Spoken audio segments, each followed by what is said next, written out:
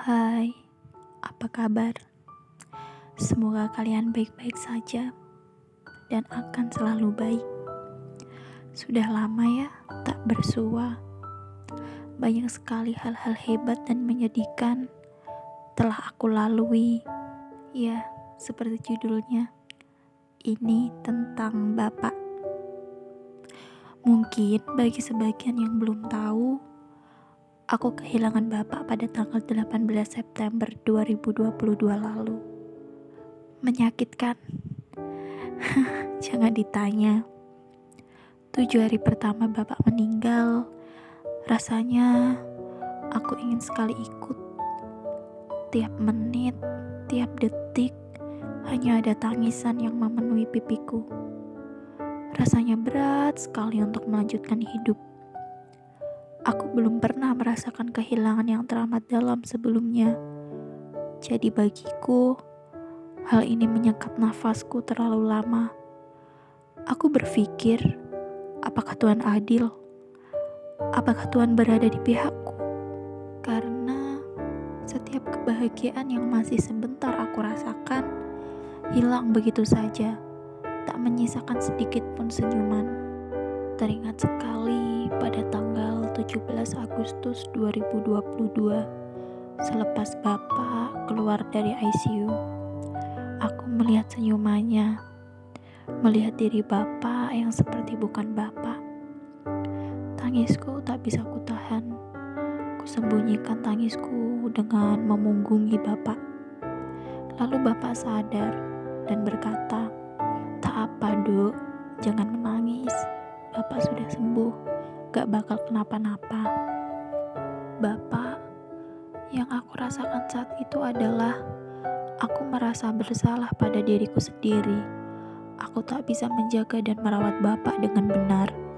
Andai aku lebih memerhatikan pola makan dan pola hidup Bapak, mungkin Bapak tak akan merasakan sakitnya cuci darah, jenuhnya minum obat, dan capeknya bolak-balik ke rumah sakit. Semenjak pulang dari ICU, Bapak lebih memilih tidur menghadap kiblat dan selalu bertanya bagaimana cara mengganti sholat selama Bapak di ICU. Bapak memang tak pernah meninggalkan kewajibannya. Saat azan berkumandang pun, Bapak segera melaksanakan sholat tanpa ditunda semenit pun. Obat Bapak banyak dan beragam, dengan ukuran yang sedang hingga besar.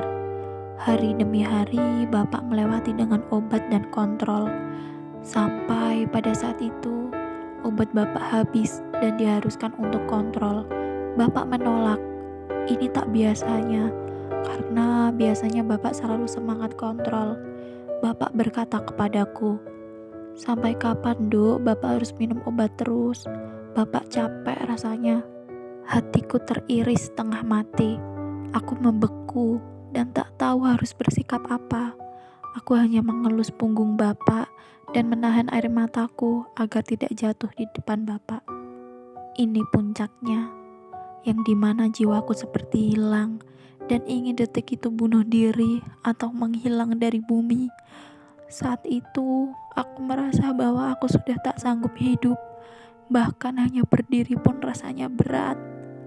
Tanggal 17 September 2022, sore hari, aku masih memberi Bapak penurun panas dan memotongi kuku Bapak.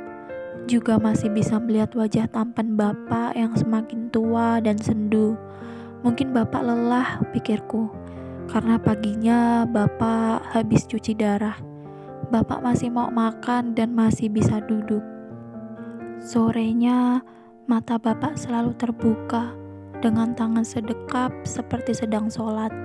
Ternyata Bapak tidak tidur semalaman, tapi Bapak lebih pendiam dari biasanya. Mungkin Bapak sedang tak ingin diganggu, pikirku.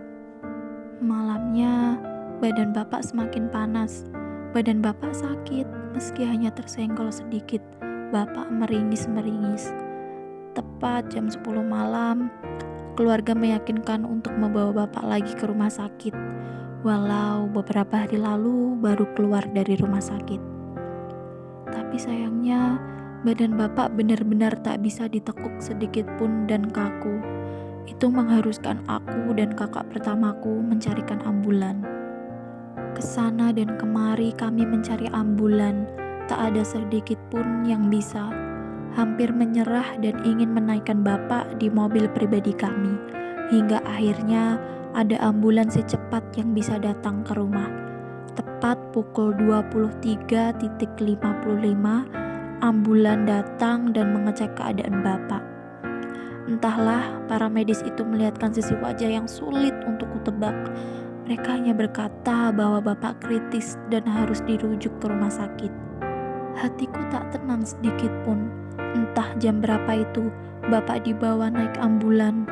Aku dan kakak keduaku bersama bapak di ambulan, sedang ibu dan kakak pertamaku menaiki mobil pribadi kami, karena dengan membawa barang-barang bapak maupun barang kami yang sudah siap menginap di rumah sakit. Suara ambulan dan gerak ambulan membuatku deg-dikduk.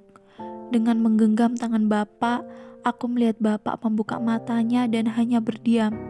Tanpa mengedip maupun mengatakan apapun, ini sudah tak biasa, pikirku. Entah, pikiranku berkecamuk saat itu. Takut dan sedih jadi satu, hingga akhirnya sampai di rumah sakit. Setelah menunggu beberapa jam, bapak diperiksa dan kami sekeluarga dipanggil. Bapak diharuskan memasang ventilator dan kami dijelaskan kemungkinan-kemungkinan terburuknya. Ibu hanya bisa menangis dan menyetujui. Ibu berkata, apapun yang terbaik untuk bapak, maka lakukanlah. Aku dan ibu memilih untuk ke masjid rumah sakit. Banyak sekali doa yang kupanjatkan untuk bapak dan tangis yang tak ada hentinya. Beberapa jam kemudian, kakak pertama dan kedua ku telepon agar aku dan ibu segera ke ICU karena bapak sempat henti jantung di IGD dan sedang perjalanan ke ICU. Aku berlari, meninggalkan ibu di belakang. Entah aku sudah tak bisa berpikir dan hanya menangis sepanjang lorong rumah sakit. Lorong itu sepi, dingin, dan menakutkan. Jika saja aku sedang waras, pasti aku sudah berpikir akan ada hantu di sana. Tapi saat itu pun hantu tak ada di pikiranku, hanya bapak dan bapak di pikiranku. Setelah sampai di ICU, kami disuruh menunggu di ruang tunggu. Ibu membaca Yasin tak ada hentinya. Tak lama, sungguh tak lama, bahkan azan subuh baru selesai. Kami dipanggil untuk masuk ke ICU. Kami melihat bapak yang sudah henti jantung. Tangis kami pecah. Ibu dan kakak pertamaku tak hentinya membacakan syahadat di telinga kanan bapak. Setelah beberapa tindakan yang dilakukan, perawat menyatakan bapak meninggalkan kami pukul 5.17 tanggal 18 September 2022 di Rumah Sakit Tugurejo, Semarang. Aku tak tahu lagi hal apa yang kurasakan. Kepalaku pusing karena terlalu banyak menangis. Aku memeluk bapak, mencium bapak. Aku seperti sedang bermimpi dan aku benci mimpi ini. Aku membawa bapak pulang ke rumah, tapi tidak seperti yang dulu-dulu. Bedanya, aku membawa bapak tanpa nyawa sekarang. Ambulanku naiki lagi. Suaranya aku dengarkan lagi. Aku trauma dan masih sering menangis jika melihat ambulan. Aku melihat bapak dibawa turun dari ambulan. Aku melihat bapak diselimuti selimut kesayangannya, yang dimana itu adalah selimutku. Aku belai lagi wajah bapak. Kulihat dengan seksama. Bapak tampan sekali dengan wajah senyum dan bersih. Apa bapak sudah bertemu para malaikat baik di sana hingga senyumnya merekah? Aku bersyukur dan ikhlas jika itu benar. Hari-hariku sekarang tak bisa sebahagia dulu. Tapi aku sadar, seenggak bisa hidup aku di dunia, dunia akan selalu jalan walau aku sulit. Dunia tidak bisa memahami satu orang saja.